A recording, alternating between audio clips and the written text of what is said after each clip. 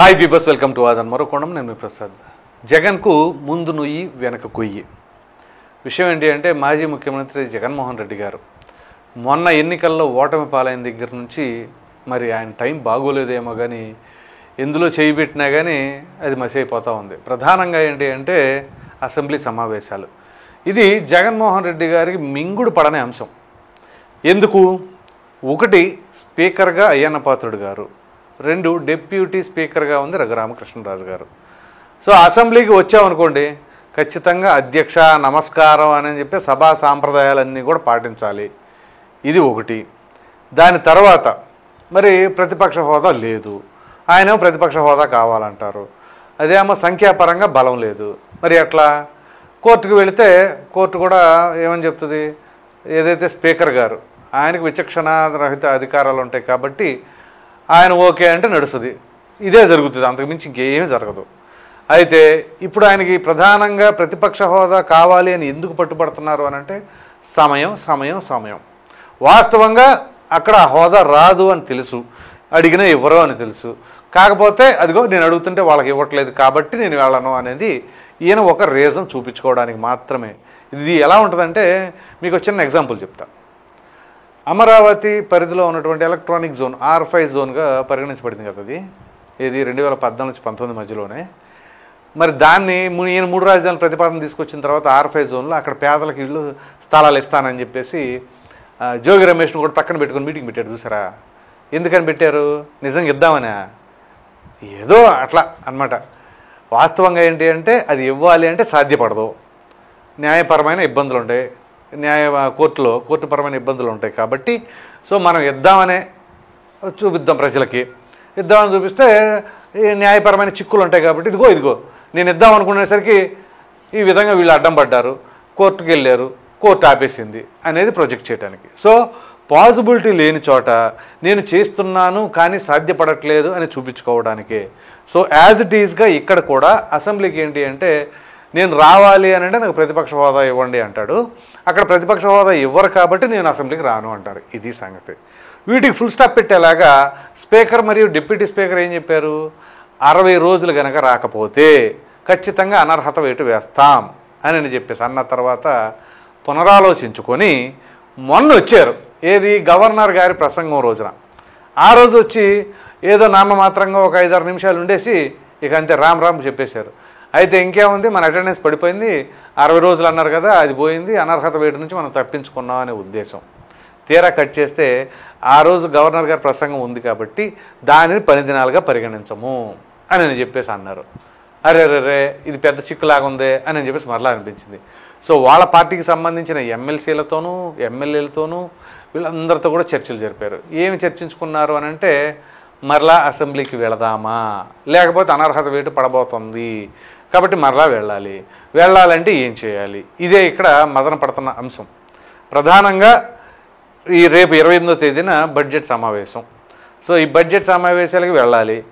రేపు వెళ్ళరు నాకు తెలిసి. వాళ్ళు అనుకుంటున్న ప్లాన్ ప్రకారంగా శుక్రవారంతో అయిపోతే శనివారం ఆదివారం సెలవులు, మరలా సోమవారం బడ్జెట్ పైన మరలా సమావేశాలు మరలా కొనసాగుతూ ఉంటాయి. కాబట్టి ఆ రోజు అసెంబ్లీకి వెళదాము అనే ఒక ఆలోచనలో ఉన్నారట. పైగా ఇక్కడేంటి, న్యాయ నిపుణులతో చర్చించి దానిపైన లోతుగా మొత్తం పరిశీలించి ఇప్పుడు వెళితే ఎలా ఉంటుంది అంటే, ఇప్పుడు మొన్న గవర్నర్ గారి ప్రసంగం రోజున మాత్రం అది పరిగణలోకి తీసుకుంటారా తీసుకోరా అనే దానిపైన ముందు న్యాయ నిపుణులతో మాట్లాడిన తర్వాత ఒక కంక్లూషన్కి వస్తారు. దాన్ని కన్సిడర్ చెయ్యరు అని అంటే ఖచ్చితంగా వీళ్ళు వెళ్ళాలి. సో వెళ్ళాలి కాబట్టి అనర్హత వేటును తప్పించుకోవాలి అంటే రేపు సోమవారం వెళదాం అనుకుంటున్నారు. సో చాలా ప్రిపేర్డ్గా, అది కూడా బడ్జెట్ పైన మాట్లాడడానికి మాకు కావాల్సిన సమయం కేటాయించాలి. ఇవన్నీ ఈ డిమాండ్స్ అన్నీ నార్మల్గా ఉంటాయి. ఇప్పుడు పరిస్థితి ఏంటి అంటే, ఆయన ఇప్పుడు అసెంబ్లీకి వచ్చారు అనుకోండి, ఇదిగో చూసారా అసెంబ్లీకి రానన్న వాడిని కూడా రప్పించారు. స్పీకర్ మరియు డిప్యూటీ స్పీకర్ కావచ్చు, లేదా అధికార పార్టీకి సంబంధించిన నాయకులు కావచ్చు. సో ఎట్టగేలకు రప్పించారు అని అనుకుంటారు.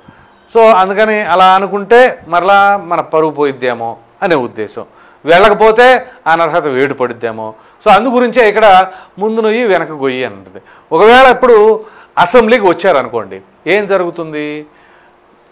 పాస్ట్ హిస్టరీ ఏం జరిగింది జగన్మోహన్ రెడ్డి గారి హయాంలో 19 నుంచి 24 మధ్యలో అసెంబ్లీ సమావేశాలు ఏ విధంగా జరిగినాయి గుర్తున్నాయో మీకు? ప్రతి ఒక్కరూ కూడా చాలా ఎటకారంగా హేళన చేస్తూ నవ్వులు అనమాట. ఇక ఎట్లా చెప్పాలంటే చివరికి వాళ్ళని బాడీ షేమింగ్ కూడా చేశారు. జగన్మోహన్ రెడ్డి గారి బయట ఒకటి ఉంటుంది, మీరు గమనించండి. అచ్చన్నా కూర్చో, అచ్చం కూర్చో అని చెప్పేసి ఫేస్ ఎక్స్ప్రెషన్ ఒకలాగా పెట్టి బాడీ పెరగడం కాదు బుద్ధి పెరగాలి అది ఇది అని చెప్పేసి అచ్చెన్నాయుడు గారిని ఉద్దేశించి ఆయన మాట్లాడారు. సాక్షాత్తు ముఖ్యమంత్రిగా ఉండి ఇదేనా మనం సభలో మాట్లాడే విధానం?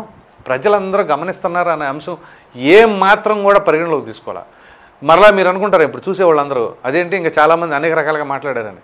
నేను సాక్షాత్తు ముఖ్యమంత్రిగా ఉన్నప్పుడు జగన్మోహన్ రెడ్డి గారే మాట్లాడినప్పుడు మిగతా వాళ్ళందరూ మాట్లాడటంలో తప్పే ఉంటుంది.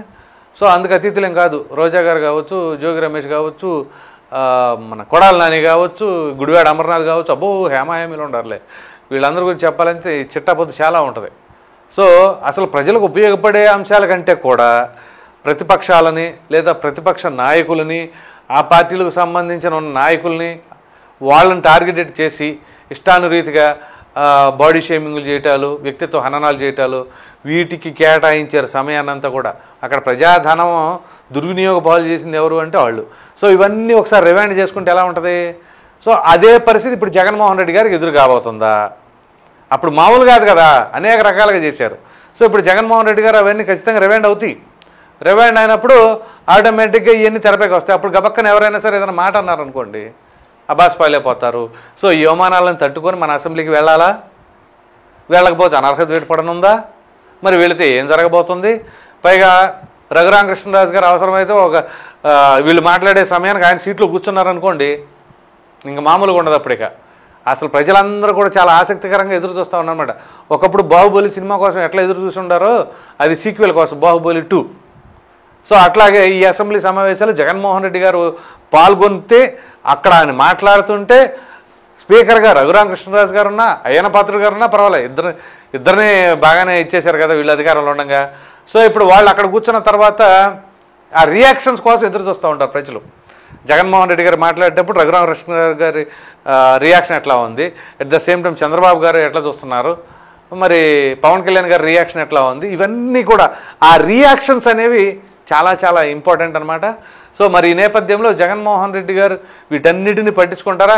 అసలు ఎవరేమనుకున్నా నాకు అనవసరం, నేను ఒక ఎమ్మెల్యేని, సో ప్రతిపక్ష పార్టీ మాది, హోదా ఉన్నా లేకపోయినా ప్రతిపక్షం వాళ్లే కదా, మిగతా 3 పార్టీలు అధికారంలో ఉన్నాయి కాబట్టి, సో కాంగ్రెస్ ఉన్నా లేకున్నా ఒకటే లాగుంది కాబట్టి, సో ఖచ్చితంగా వైఎస్ఆర్సీపీనే ప్రతిపక్ష పార్టీ, వెళ్ళండి మాట్లాడండి, అప్పుడు శభాష్ అంటారు ప్రజలు.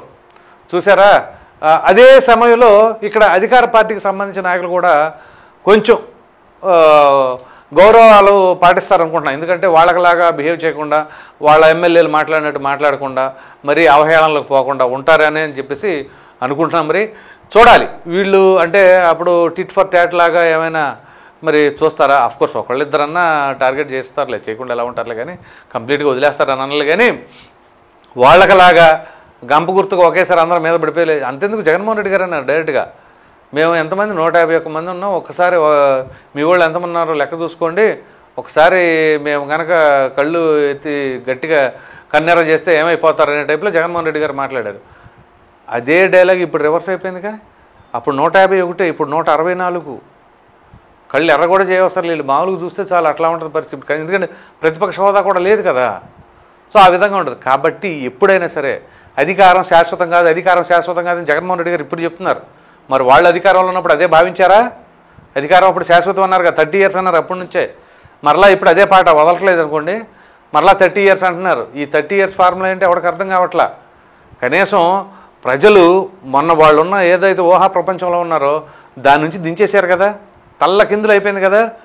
కనీసం అప్పుడైనా సరే మనం వాస్తవానికి దగ్గరగా ఉండాలి, భ్రమలోకంలో బతకూడదని ఉండాలి కదా.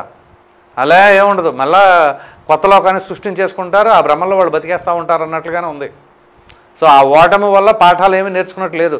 ఒక ఓటమి అనేది ఎన్ని పాఠాలు నేర్పుతుంది అంటే ఎవరికైనా సరే, అది జీవితంలో కావచ్చు, రాజకీయంలో కావచ్చు, వ్యక్తిగతంగా కావచ్చు, ఏ రకంగా చూసినా అప్పుడు పాఠాలు నేర్చుకున్నవాడే మరలా విజయాన్ని సాధిస్తాడు.